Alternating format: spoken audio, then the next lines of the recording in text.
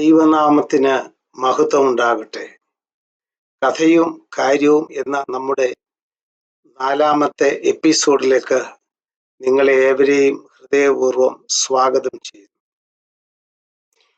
ഒരിക്കൽ ഒരു ടൂറിസ്റ്റ്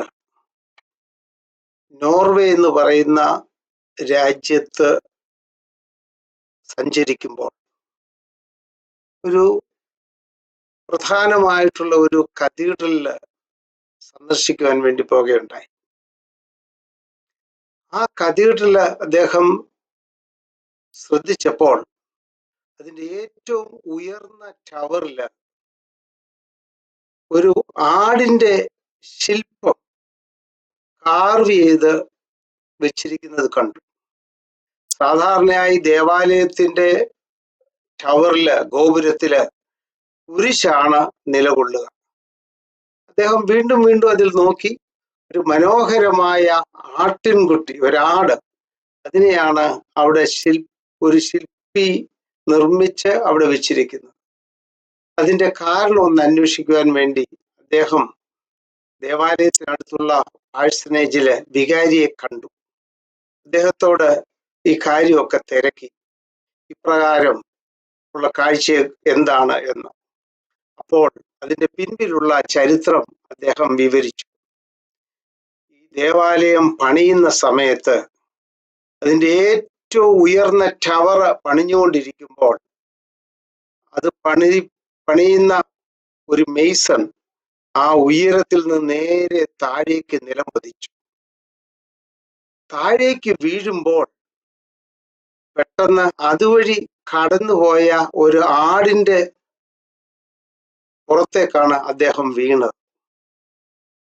ആ വീഴ്ചയുടെ ആഘാതത്തില് ആ ആട് ചത്തുപോയി. എന്നാല് ഒരു ചെറിയ ഇഞ്ചുറി മാത്രം പറ്റിയ ഈ മനുഷ്യന് രക്ഷപ്പെട്ടു. ആടിന്റെ മരണം ഉണ്ടായെങ്കിലും ഈ മനുഷ്യന് ഈ ആട് മുഖാന്തരം ജീവൻ ലഭ്യമായി. അതുകൊണ്ട്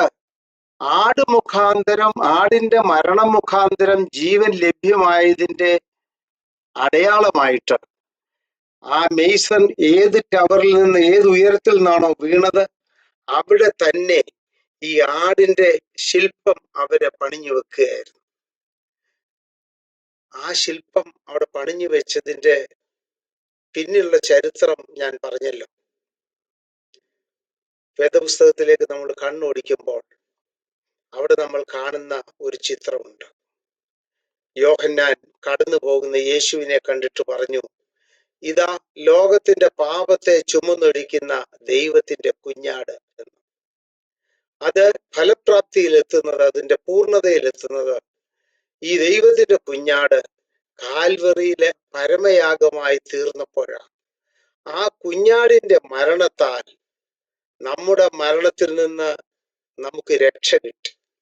അതുകൊണ്ട് കുഞ്ഞാടിന്റെ മരണത്താൽ ജീവൻ വീണ്ടു കിട്ടിയവരാണ് നാം എന്നുള്ളത് തിരുവചനത്തിലൂടെ നാം മനസ്സിലാക്കുന്ന ഒരു വലിയ സത്യമാണ്.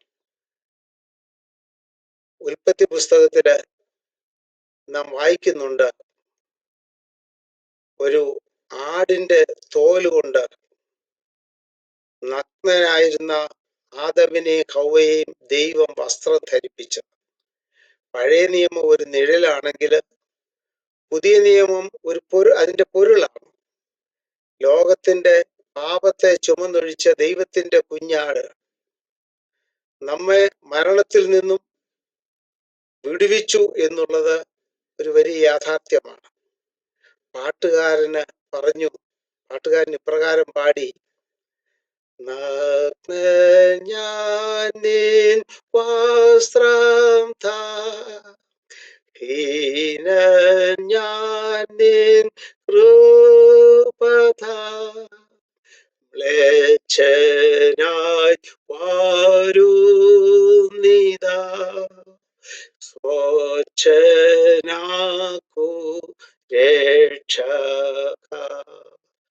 ഞാന് മ്ലേച്ഛനാണ്, ഞാൻ നഗ്നനാണ്, എനിക്ക് നീ നൽകുന്ന വസ്ത്രം വേണം.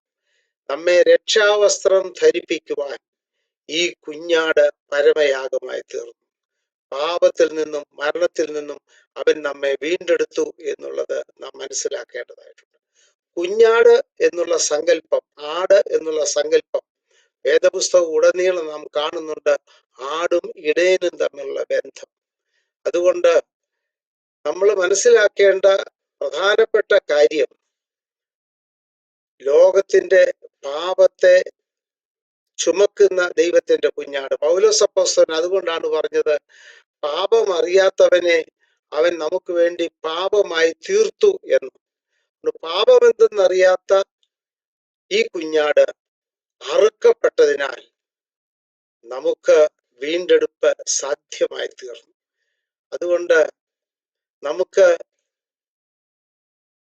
പ്രത്യേകിച്ച് അവകാശപ്പെടുവാനൊന്നുമില്ല. നാം പാപികളായിരിക്കുമ്പോൾ തന്നെ അവൻ തന്റെ മരണത്താൽ നമ്മെ വീണ്ടെടുത്തു. അതുകൊണ്ട് കുഞ്ഞാടിന്റെ രക്തത്താൽ, കുഞ്ഞാടിന്റെ യാഗത്താൽ വീണ്ടെടുക്കപ്പെട്ടവരാണ് നാം, അഥവാ ദൈവജനം എന്ന് മനസ്സിലാക്കിക്കൊണ്ട് നിഷ്കളങ്കരായി ജീവിപ്പാൻ, ആ ആടിന്റെ പരമയാഗം ഓർത്തുകൊണ്ട് മുന്നോട്ട് പോകുവാൻ ദൈവത്തിന്റെ പരിശുദ്ധാത്മാവ് നമ്മെ ഏവരെയും സഹായിക്കട്ടെ. ഈ വചനങ്ങളാല് ദൈവം നമ്മെ അനുഗ്രഹിക്കുമാറാകട്ടെ. ആമേൻ.